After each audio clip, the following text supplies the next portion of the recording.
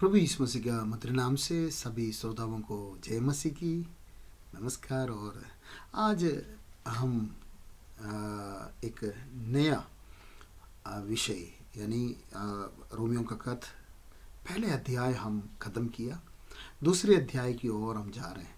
दूसरे अध्याय में हम शुरुआत कर रहे हैं। पहले अध्याय के पहले आयत से लेकर 17वीं आयत तक हमने एक इंट्रोडक्शन देखा।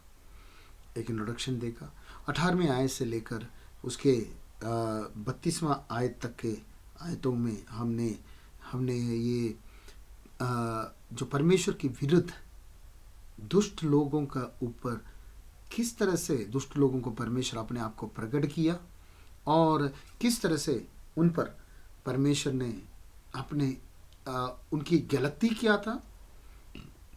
3 बातें वहाँ पर बता रहे। परमेश्वर अपने आप को किस तरह से उन पर प्रकट किया और उनकी गलती क्या है बता रहे। उसने महिमा नहीं दी, परमेश्वर को जानकर परमेश्वर के उचित महिमा नहीं दी और धन्यवाद नहीं करा। और इस कारण क्या क्या हुआ हमने देखा। इस कारण 3 बातें हमने पिछले बार में देखा, उसको 24वें आयत में, 26वें आयत में, 28वें आयत में। इस कारण सब कुछ उन्हीं की इच्छा में छोड़ दिया है। एक बार बता रहे कि इस कारण मन के अभिलाषों के अनुसार, उनकी मन के अभिलाषों के अनुसार, तो मैं जैसे सोच रहा हूँ वैसे हो रहा है। और अगली बात बोलते हैं नीच कामों की वश में छोड़ दिया।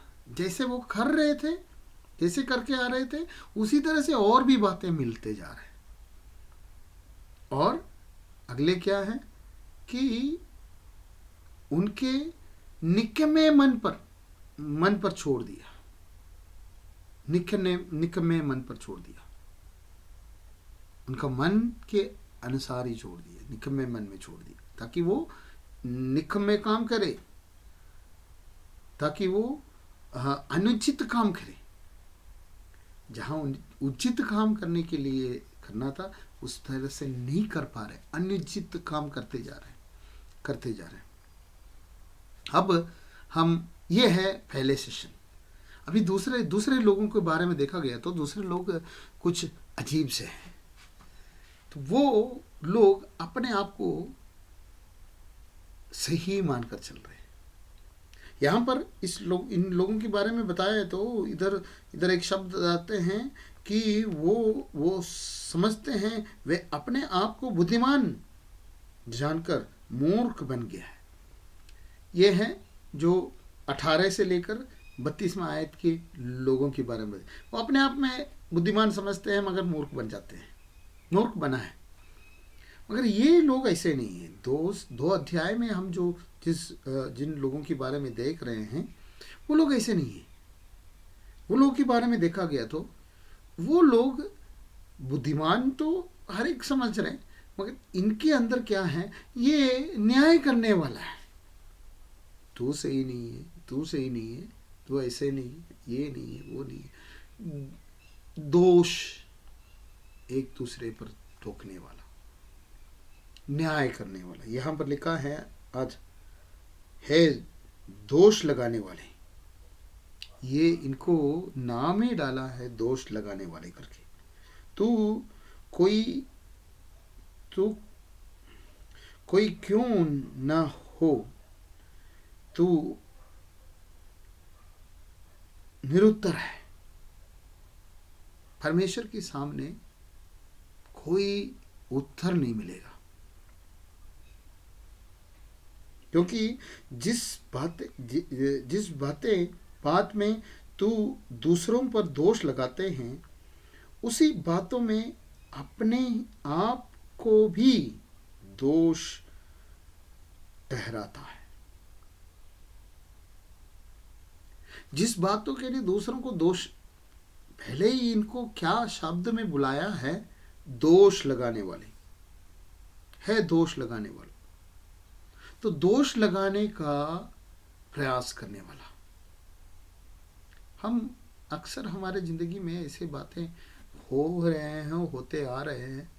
हम एक दूसरे को दोष लगाते हैं, किसी की गलतियों को हमें अच्छी तरह से पता चलता है। इसलिए प्रभु यीशु ने कहा कि अपने दूसरों को, है भाई तेरे आंखों का तिनका निकालने दो करके नहीं बोलना, जबकि तेरे आंखों में पूरा लकड़ी फंसा हुआ है। दिखाए दूसरों का तिनका दिखाई दे रहे, बिल्कुल छोटा सा एक मामूली सी चीज दिखाई देते हैं। अपने जिंदगी में देखा गया तो बहुत बड़ा है, वो तो छोटी सी बात है, मगर अपने जिंदगी में इससे भी बड़ी बातें दोष लगाने वाले। वास्तव में ये दोष लगाने का स्वभाव जो है वो शैतान का है। अय्यूब नहीं, यहोशुआ परमेश्वर के सामने खड़े हुआ था। परमेश्वर के सामने यहोशुआ खड़े होते समय शैतान आ गया और यहोशुआ के पास जो कपड़े हैं उस मैला था। परमेश्वर को देख थे, ये कपड़ा मैला पहन कर आया हुआ है, तुझे इज्जत नहीं कर रहे, दोष लगा रहे। दोष लगाने वाला शैतान को बुलाया हुआ एक शब्द ही दोष लगाने वाला है। दोष लगाने वाला है। यीशु ने जो प्रजा अपनी भाषण में, अपनी बातों में ये कहा कि दोष लगाने वाले तुम पर भी दोष लगा दिया जाएगा। तो ये जो लोग हैं, ये लोग दोष इसलिए लगा रहे, दो तरह से होते हैं दोष लगाने के पीछे, दो तरह से बातें होते हैं। एक अपने गलतियों को छुपाने के लिए दूसरों को दोष लगा देते हैं। दूसरे ऐसे लोग हैं कि अपने आप को पवित्र समझकर दूसरों को दोष लगाने वाले। ऐसे दो तरह से लोग, अपने आप को पवित्र है, मैं सही हूं, ऐसे सोचकर दूसरों को दोष लगाने वाले। इस तरह से लोगों के बारे में दूसरा अध्याय बता रहे हैं। उनको भी यहाँ पर परमेश्वर के वचन में संत पौलुस ऐसे वाले लोगों को भी कचहरी में खड़ा करते हैं और उनको भी देख रहे हैं किस तरह से हैं, क्या है। आने वाले दिनों में हम इसके बारे में और हम देखेंगे। यहाँ पर हम सोच रहे होंगे ये इस तरह से इस किताब को लिखने का क्यों, वजह क्या है। शुरुआत डाल रहे हैं, हमने 16 आयतों से पढ़ के आते समय 16-17 आयतों में पढ़ते हैं तो इसकी पूरी निचोड़ वहां पर लिखा हुआ है। पूरी निचोड़, इस किताब की पूरी निचोड़ वहां पर 17 आयत में बता रहे हैं। हम यहाँ पर विश्वास से धर्मी जन जीवित रहेगा करके यहाँ पढ़ रहे हैं।